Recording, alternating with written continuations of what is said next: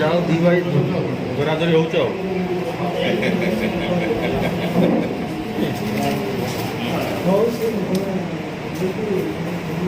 ବିଶୁ ବିଶୁ ବିଶୁ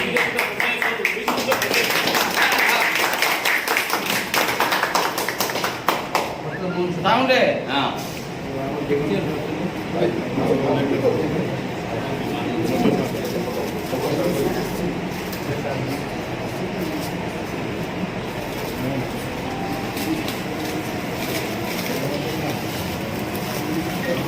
नीलू उठी जा सामने उठ जा तो डाउन ता साइड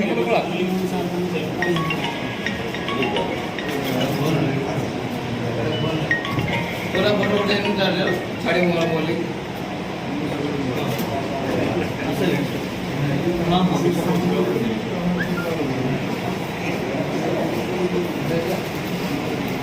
केड़े का ना ऐसा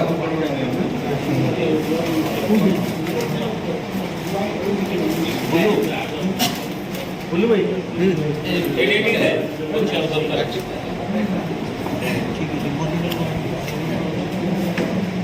हमारे का पसंद है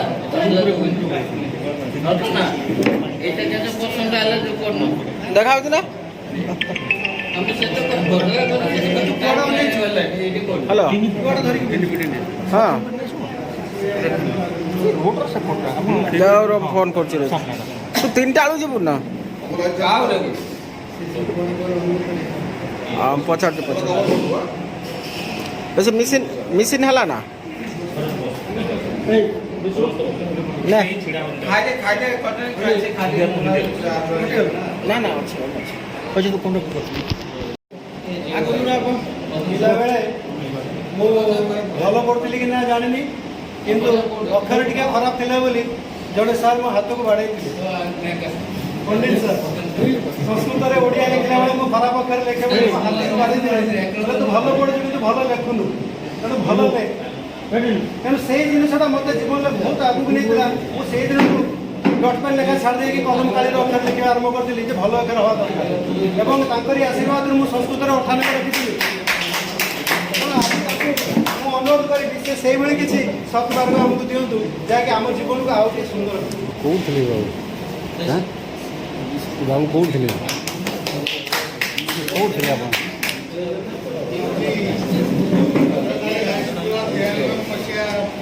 जो सभारे सभापति महोदय तरुण एवं अन्य मोर मोहन बाबू प्रियंका बाबू अन्य सहकर्मी एवं पदम सार आउ 93 मसीहा बैच श्रद्धेय भद्रकाली हाईस्कल 85 मसीह रही 85 मसीह 99 मसीहा ସେତେବେଳେ ଭଦ୍ରକାଳୀ ହାଇସ୍କୁଲର ଆରମ୍ଭ କରିଥିଲେ ବହୁ ଦୈନନ୍ଦିନ ମଧ୍ୟରେ ଆମେ ଗତି କରିଥିଲୁ ସେତେବେଳେ କ୍ୟାଡେଟ୍ ଥିଲା ସ୍କୁଲ ଏବଂ ସେତେବେଳେ ସେଠିକାର ଯେଉଁ ପରିବେଶ ମୁଁ ଏଇଖିଣା କହୁଥିଲି ସାର୍ଙ୍କୁ ଭଦ୍ରକାଳୀ ହାଇସ୍କୁଲ ଆସିଲା ପରେ ପାଳିଆ ହାଇସ୍କୁଲ ତାଠୁ ବହୁତ ସିନିୟର ସ୍କୁଲ ସେ ପାଳିଆ ମୋର ପାଳିଆ आरसीबीएल ये टाइप स्कूल किंतु सेठी जाई मु देखिली जे मत भल लगे एठी का जो परिवेश थिला मां को पितर जो विद्यालय एवं सेठी जो छात्र मानकर जो स्नेह श्रद्धा एवं शिक्षक बंधुमान मध्य जो प्रकार सदीक्षा किंतु गाँव पाख स्कूल से सेठी मु जाई प्रथम देखिली जे से प्रकार किसी ना एवं बहुत दिन पर्यंत निजक आडजस्टमेंट करापर बदल कि भद्रकाली हाईस्कल शिक्षादान एवं से छात्र और शिक्षक भितर भल संपर्क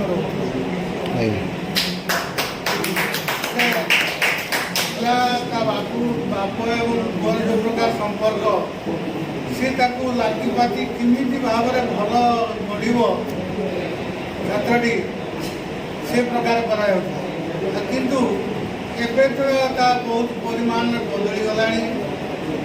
ଏ କଣ୍ଟ୍ରାକ୍ଟର ଶିକ୍ଷକମାନେ ଆସିଲେଣି ଏବଂ ସେ ପ୍ରକାର ଶିକ୍ଷା ବିଭାଗରେ ବି ନାହିଁ। ମୋର ଏଡେଡ଼ ସମୟ ଯେଉଁ ପ୍ରକାର ଶିକ୍ଷାର ଥିଲା ପ୍ରଭାବ, କିନ୍ତୁ ଯାହା ହଉ ଯେ এই ପ୍ରକାର ଯେଉଁ 93 ମସିହା ବ୍ୟାଚର ଯେଉଁ ଛାତ୍ରଛାତ୍ରୀମାନେ ଉଦ୍ୟମ କରି ଗୋଟେ ବନ୍ଧୁ ମିଳନ କଲ, ଏଇଟା ବଡ଼ ଗୌରବର କଥା। ଏବଂ ମୁଁ ସେଠି ପ୍ରାୟ 17-18 ବର୍ଷ କାଳ ରହିଥିଲି ଏବଂ 17-18 ବର୍ଷ ମଧ୍ୟରେ ଯେଉଁ ଭଲ ପିଲା ବି ଥିଲେ, ଶିକ୍ଷାର ତୁମର ମୌଳିକତା ସେଠି ଥିଲା। କିନ୍ତୁ କମ୍ପେୟାର କଲି ମୁଁ ଯେତେବେଳେ ଆସିକି ପାଳିଆ ଦେଖିଲେ ସେଠି ଯେଉଁ ପ୍ରକାର ପାଠପଢ଼ା ହେଉଥିଲା ଭଦ୍ରକାଳରେ, କିନ୍ତୁ ଏ ବଡ଼ ସ୍କୁଲ ହେଇକି ସେକ୍ସନ୍ ଖାଇକି ଶିକ୍ଷାରେ କିଛି ନାହିଁ। ଏ ପଢ଼େଇଦେଲେ ପଢ଼େଇ କ୍ଲାସରେ 100 ଛୁଆ ବସୁଛନ୍ତି, ପଢ଼େଇଦେମୁ, ସିଏ ଅଧେ ତାଙ୍କର ସେ ଚୁଣ୍ଡା ଚୁଣ୍ଡି ହେଉଥିବେ, ଅଧେ ନାହିଁ। ବୁଝିଲ? ହଁ। କିନ୍ତୁ ସେଠି କ'ଣ ଥିଲା ଭଦ୍ରକାଳରେ ନା ପିଲାଟା ଭଲ ଭାବରେ ବୁଝିବ, ତାପରେ ତାକୁ ପଚାରିବା ଏବଂ ତା ପାଖରୁ ପାଠ ଆଦାୟ କରିବା, ଏ ପ୍ରକାର ଯେଉଁ ଗୋଟେ ନିବିଡ଼ତା ଥିଲା, ସେଟା ମୁଁ ଏଠୁ ଗଲା ପରେ ଭୁଲିଗଲି।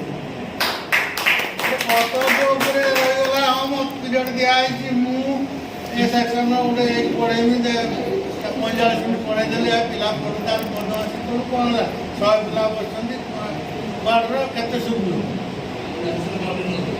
এইভাবে অবস্থা। যা হোক আপনার যে উদ্যম ভাল। এবং আউ গোটে কথা কবি যে জীবনরে তুমি তো সবু সাংসারিক হয়েযিবনি, কিন্তু তুম পিলা যেমি ঠিক বাটরে গড়ি তোলিব, এইটা হচ্ছে জীবনের গোটে সার্থকতা, আউ কিছু নুহ। এবং পিলাটা যদি মଣିষ হয়ে পারলা এবং ঠিক বাটরে সে পরিচালিত হয়েকি তার সুমার্গକୁ ଯାଇପାରିଲା, তাহলে ତୁମକୁ ବହୁତ ଭବିଷ୍ୟତ ଜୀବନରେ ଖୁସି ଲାଗେ ଏବଂ ତୁମର ଦୁଃଖ ସବୁ ମେଣ୍ଟିଯିବ। ଆମେ ତ ସମସ୍ତେ ଦିନେ ନା ଦିନେ ମରିବା, କହିଛନ୍ତି ମରିବା। ତେଣୁ ଆମର ଯେଉଁ ଉତ୍ତର ପିଢ଼ି, ସେମାନଙ୍କୁ ଯେମିତି ତୁମେ ଭଲ ଭାବରେ ଗଢ଼ିକି ତୋଳିବ। ବହୁ ବାଧାବିଘ୍ନ ଆସିବ ଜୀବନରେ, କିନ୍ତୁ ସମସ୍ତେ ଯାହା କ୍ଷୀରିପୁରରେ ଭାସୁନାହାନ୍ତି। ତେଣୁ ଦୁଃଖ କଷ୍ଟ ଏବଂ ତୁମର ବିଭିନ୍ନ ଘାତ ପ୍ରତିଘାତକୁ ସହିକି ନିଜ ପିଲାମାନଙ୍କୁ ମଣିଷ କରିବା, ଏଇଟା ହେଉଛି ତୁମ ଯେମିତି ଲକ୍ଷ୍ୟ। ସକାଳୁ ଉଠିଲା ପରେ ମୁଁ ଚିନ୍ତା କଲି ଯେ ଆଜି ପିଲାମାନେ ଗୁରୁ ସେବା କରୁଛନ୍ତି, ଗୁରୁମାନଙ୍କୁ ସମ୍ବର୍ଦ୍ଧନା ଦେବେ। ତେଣୁ ଏ ଯେଉଁ ଚିନ୍ତାଧାରା, ଏ ଯେଉଁ ମହତ ଚିନ୍ତାଧାରା, ଏକୁ ସର୍ବପ୍ରଥମେ ସାଧୁବାଦ ଜଣାଉଛି। ତାପରେ ଗୋଟେ କଥା ହେଲା, ଆମ ଗହଣରେ ଆଜି ଯିଏ ବସିଛନ୍ତି, ଆମେ ଯାହାକି ତାଙ୍କୁ ସମ୍ବର୍ଦ୍ଧନା କରୁଛନ୍ତି, ସେ ଆଜି କେଉଁଠି ଅଛନ୍ତି, ସେ କ'ଣ ଭାବୁଥିବେ, ଆଉ ପୁନଃ ସେ ବଜାରି ତୁ କହିଛି ବୋଲିକି ଏକଥା କହୁଥିବ କି କ'ଣ, ମୁଁ ତାହା ଚିନ୍ତା କରିପାରୁନାହିଁ। ତଥାପି ପ୍ରଧାନ ଶିକ୍ଷକ, ସେ ଜଣେ କର୍ମଚାରୀ ଆସିଷ୍ଟାଣ୍ଟ ଏବଂ ସହକର୍ମୀ ହେଲେ ମଧ୍ୟ ଆଜି 2 ଜଣ ପ୍ରଧାନ ଶିକ୍ଷକ ପାଖରେ ବସିଛନ୍ତି, ସିଏ ବି ମଧ୍ୟ ସ୍ଥାନ ପାଇଛନ୍ତି ଗୋଟିଏ ଜାଗାରେ। ଯାହା ହଉ ଆଜି ଗୋଟେ ଏ ପ୍ରକାର ଦିନ, ଯାହାକି ସେଇ 2 ଜଣ ମହାନ ବ୍ୟକ୍ତି ବା ଆତ୍ମାକୁ ଆଜି ଆମ ଗହଣରେ ତାଙ୍କୁ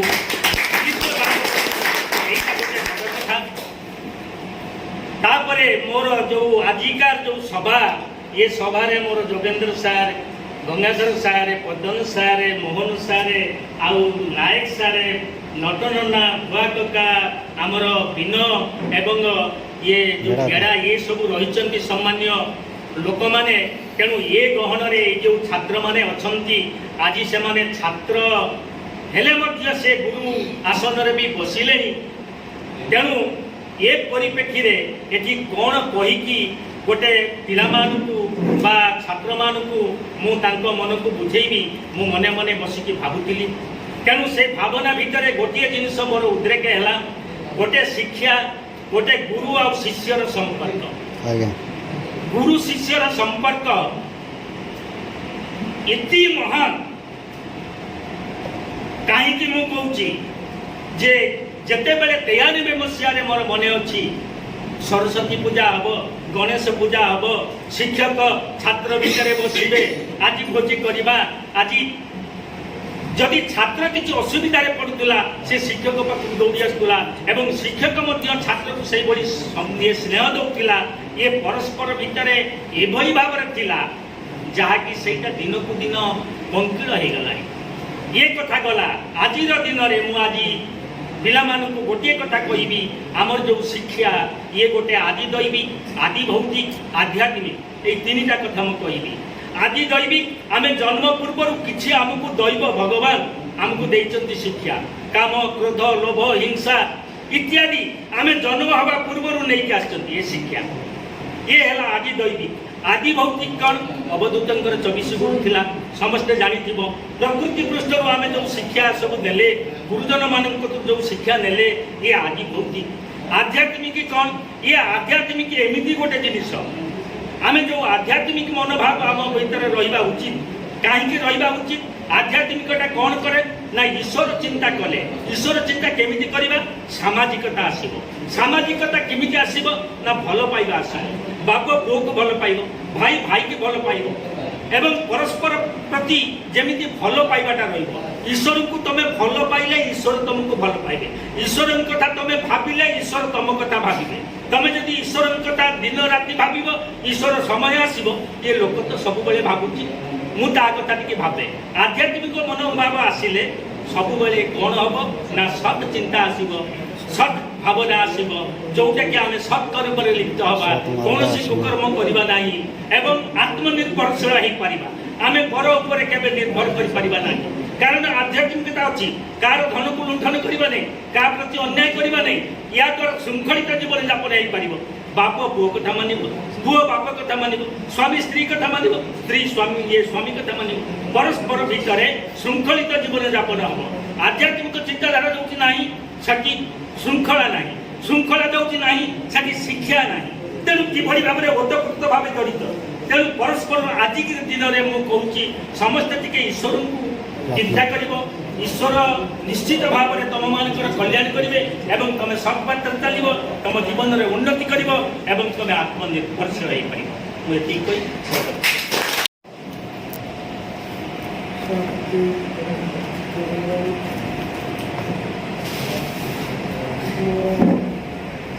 प्रधान शिक्षक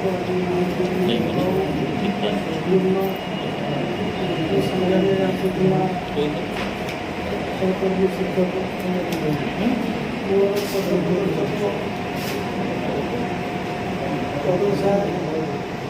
सहकर्मी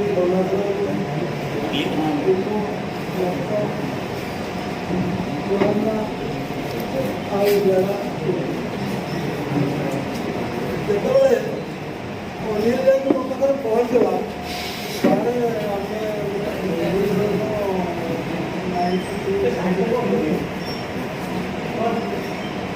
ସାର୍ ମୁଁ ଆଶ୍ଚର୍ଯ୍ୟ କାରଣ ୟା ପୂର୍ବରୁ ମୁଁ 1980 ମସିହାରେ ଭଦ୍ରକାଳରେ ରହିଲି ଅଜନ ସାର୍ ଜାଣିଛନ୍ତି ଲୋକ ଜାଣିଛି ଯେ ବହୁ କଷ୍ଟରେ 500 କାନ୍ଧେଇକରି ଆମେ ସ୍କୁଲ କରୁଥିଲୁ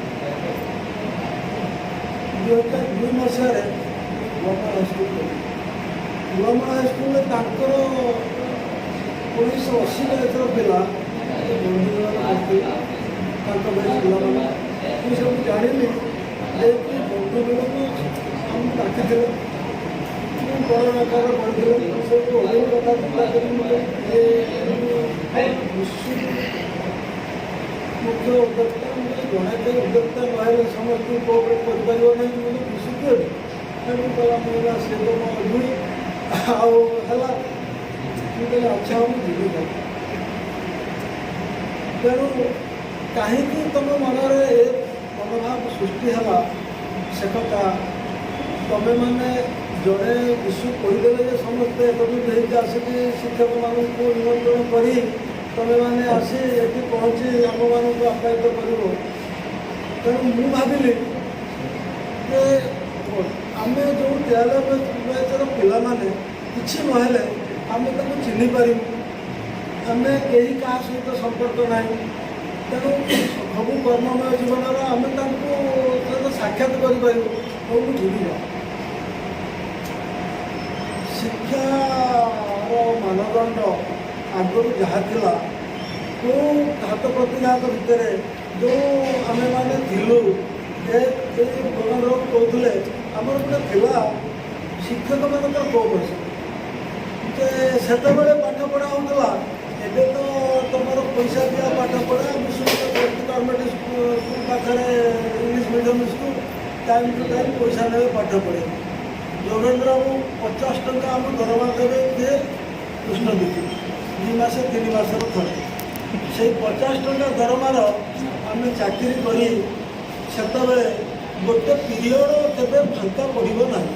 ତାରି ଭିତରେ ଫଙ୍କସନ୍ ନାଟକ କରିବା ବା ପିଲାମାନଙ୍କ ସହିତ କୋପରେସନ୍ ରଖିବା, ପିଲାମାନଙ୍କୁ ଦେଇକି ସତ୍ ମାର୍ଗରେ ନେବା, ଏ ଉଦ୍ଦେଶ୍ୟରେ ଜୀବନ ଅତିବାହିତ ହେଇଯାଇଥିଲା। ବର୍ତ୍ତମାନ ମୁଁ ଦୁଇଟା ହାଇସ୍କୁଲ ଯାଇଛି। 2002 ମସିହାରେ ଗୁଆମାଳ ହାଇସ୍କୁଲ 2 ବର୍ଷ ରହିଛି, 7 ବର୍ଷ ଗୁଜୁରାଟ ହାଇସ୍କୁଲ ରହିଛି। 3ଟା ହାଇସ୍କୁଲ ଅନୁଭୂତି ଭିତରେ ଦେଖିଲି। ଗୁଆମାଳ ହାଇସ୍କୁଲ ହେଉଛି ଭଦ୍ରକ ଜିଲ୍ଲାରେ, ଯିଏକି ଗୋଟେ ଏଡୁକେଟ୍ ହାଇସ୍କୁଲ। ସେଠି ଆଗରୁ ଶିକ୍ଷକମାନେ ତାଙ୍କର ଅଲଗା ଟାଇମ୍ ଯେ ପିଅନମାନେ ତଳେ ବସିବେ, ଚିଆର ପାଇବେନି। ଟାଇମ୍ ଟୁ ଟାଇମ୍ ଯାଇକି 10ଟା ବାଜିବ, ପ୍ରେୟାର କ୍ଲାସ୍ରେ ସବୁ ଶିକ୍ଷକମାନେ ଯାଇକି ଯୋଗ ଦେବେ। ପେପର ରିଡ଼ିଂ ହେବ, 4ଟା ନ ବାଜିଲେ ଛୁଟି ହେବନି। ତାପରେ ଆସିଲି କୁଚିଗଡ଼ ହାଇସ୍କୁଲ। ସେଠି ପାଠ ପଢ଼ା ନାହିଁ, କପି କରିବୁ ପାସ୍ କରିବୁ। ମୋର ଅତୀତ ଜୀବନ କଥା ମୁଁ ଚିନ୍ତା କଲି। ଭଦ୍ରକାଳୀରେ ଆମେ 6ଟା 5ଟା 7ଟା ପିରିୟଡ଼ ଆମେ ନେଇକି ପାଠ ପଢ଼ୁ। ତେଣୁ ଇଏ ସମୟ ବଦଳିଗଲାଣି। ଆଗର ପିଲା ତମେ ଯେଉଁ ହିସାବରେ ପାଠ ପଢ଼ୁଥିଲ ବା ତମେ ଯେଉଁ ଶିକ୍ଷକମାନଙ୍କ ପ୍ରତି ଥିଲା ସହାନୁଭୂତି ଯେ ବାପା ମା ଯାହା ଶିକ୍ଷକ ସେଇଆ, ତାଙ୍କୁ ନେଇକରି ଆମେ ଯେକି ଆମ ଭବିଷ୍ୟତ ଜୀବନ ବଢ଼ିବୁ। ଶିକ୍ଷକ କ୍ଷେତ୍ରରେ ଉପଦେଶ ଦେଉଥିଲେ ଆଗେ ବାପା ମା, ତାପରେ ଗୁରୁକୁ ଦେଖିଲେ କି ଗୋଡ଼ ଧରିକି ଜୁହାର ହେଉଥିଲେ। ବର୍ତ୍ତମାନ ତା ବି ନାହିଁ ଯେ ମୋର ଏ ଯେଉଁ ଇଂଲିଶ ମିଡ଼ିୟମ୍ ସ୍କୁଲ ହେଲା, ବାପା ମାଆଙ୍କୁ ଡାଡ଼ି ମମି ଏରକମ ଡାକୁଛନ୍ତି। ତେଣୁ ଆଜିକାଲି ଯୁଗର ଶିକ୍ଷାକୁ ଅନୁକରଣ କଲେ ସୁଦ୍ଧା ଆମେ ସେ ମୋର ନାତି ପଢ଼ୁଛୁ, ମୁଁ ବୁଝିପାରିବିନି ସେ ଇଂଲିଶ ମିଡ଼ିୟମ୍ କ'ଣ। ତେଣୁ ତମେମାନେ ତମ ପିଲାଙ୍କୁ ତମେ ଯେପରି ଭଲ ଭାବରେ ମଣିଷ କରିପାରିବ, ତମେ ସଚ୍ଚରିତ୍ର ନେଇକି ଶିକ୍ଷକମାନଙ୍କୁ ଯେମିତି ମନେ ରଖିଛ, ତମର ଆଜି ବନ୍ଧୁ ମିଳନ ତମେ କରିକି ତମ ବେଞ୍ଚ ପିଲାମାନେ ଶିକ୍ଷକମାନଙ୍କୁ କିଏ ସ୍ୱର୍ଗଧାମକୁ ଚାଲିଗଲେଣି, କିଏ ଅଛନ୍ତି ଆସୁଛ। ତେଣୁ ସେହି ହିସାବରେ ତମର ମନୋଭାବ ଯେପରି ଶିକ୍ଷକମାନଙ୍କ ପ୍ରତି ରହିଛି ଯେ ସବୁଦିନ ପାଇଁ ରହିଥାଉ। ଆଉ ଆମେ ତ ଚାଲିଯିବା, କଥାରେ ଅଛି ମାଟିର ମଣିଷ ମାଟିର ମିଶିବ, ଭାଜିଯିବ ଧୂଳି ଘର, ମମତାର ମୂଲ୍ୟ କେହି ଦେବେ ନାହିଁ ବହୁତ।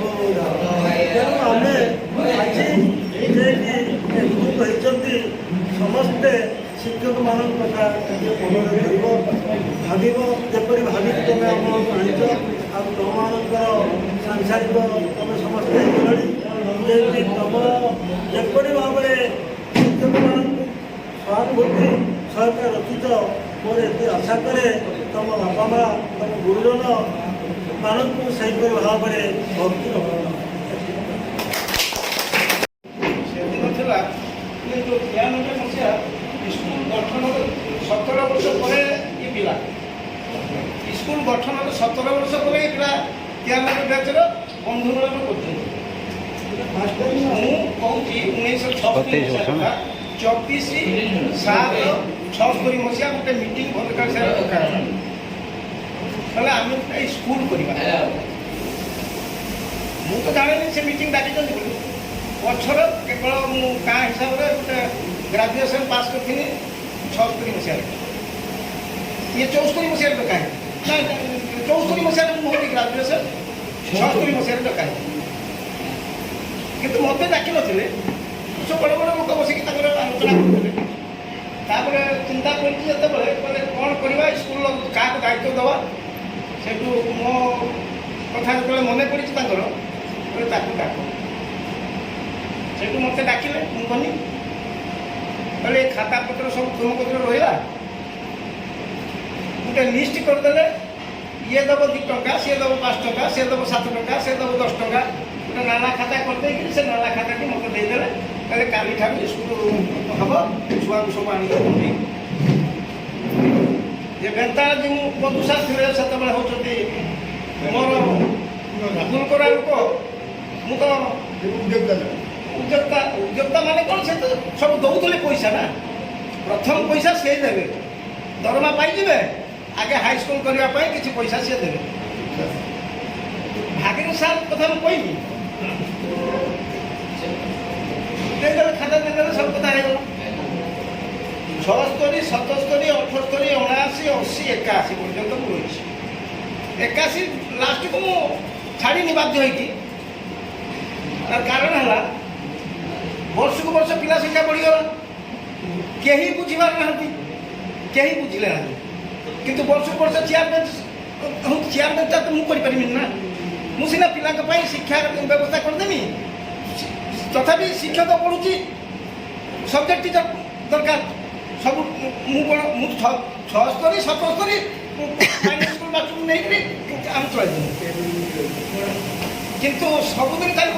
ସେଇଠୁ ମୋର ଶଳା ଗୋଟେ ବାସୁଦେବପୁର ଅଟଳ ବିହାରୀ କଲେଜରେ ପଢ଼ୁଥିଲା। ମୁଁ କହିଲି ଗୋଟେ ସାଇନ୍ସ ଟିଚର ଯିଏ ପାସ୍ କରିବ BSc ମାନେ BSc mathematics honours with distinction, ସେଇ ପିଲାଟାକୁ ଧରିକି ମୋ କତିକି ଆଣିବି। ସିଏ ସେଇ ପିଲାଟିକି ଯେମିତି ପାସ୍ କରି ଯାଇଛି, ସେ ପିଲାଟିକି ଧରିକି ମୋ ପାଖକୁ ଆସିକି ପହଞ୍ଚିଗଲା। ଯେମିତି ପହଞ୍ଚିଗଲା, ସେ ପିଲା ସବୁ ଗୁଣରେ ଧରନ୍ତୁ, ମାନେ ଗୀତରେ ସବୁଥିରେ। ମୁଁ କହିଲି ତୁମେ କାଲିଠାରୁ ଆସିବ। ଦରମା କଥା ଯେତେବେଳେ ହେବ, ସେତେବେଳେ ଦରମା 100 ଟଙ୍କା। ମୋତେ କହିଥିଲେ 100 ଟଙ୍କା ଦେବେ ବୋଲି, କିନ୍ତୁ ମୁଁ 100 ଟଙ୍କା କେବେ ପାଇନି। ମୁଁ ଯେଉଁ ଆଦାୟ କରିକି ଆଣିବି ତାକୁ ସବୁ ଦେବି। ତାପରେ ଆମର ସାଂସ୍କୃତିକ ଜଣେ ଦରକାର, ସାଂସ୍କୃତିକ ଗଣେଶ ମିଶ୍ର, ଏ ବେତାଳ ଗଣେଶ ମିଶ୍ରକୁ ମୁଁ କହିଲି ତୁ କାଲିଠାରୁ ଯାଇକି ପଢ଼େଇବି।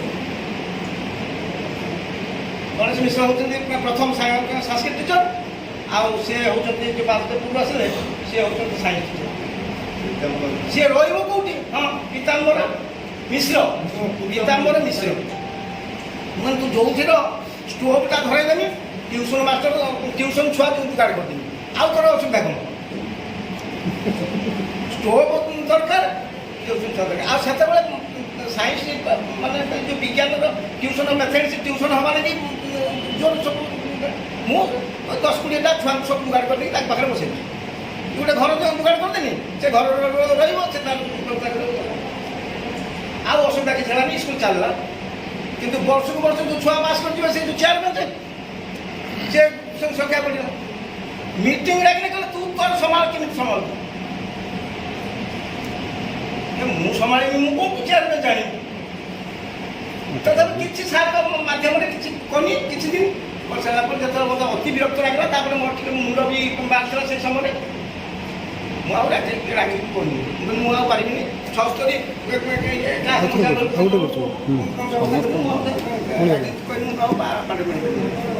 ଆଜ୍ଞା ହଁ ମୁଁ ତାପରେ ମେଡ଼ିକାଲକୁ ଆସିଥିଲି 23 ଦିନ ପରେ ଆଉ ତାପରେ ମୋତେ କହିଲେ ନହେଲେ ମାଇନର ସ୍କୁଲ ରହିଯା। କହିଲେ ମୋର ପ୍ରମୋସନ୍ ହେଇଗଲା ତ ହାଇସ୍କୁଲ ମାଇନର ସ୍କୁଲ। ତେବେ ଯାହା ହଉ ସେତେବେଳେ ପୋଷ୍ଟ ବାହାରିଲା, ସେଟା ପଇସା ଦିଆ ଚାରିପଟ ଏଙ୍ଗେଲ ମ୍ୟାଚ୍ କରି ଭିଡ଼ିଓ ଗୋଟେ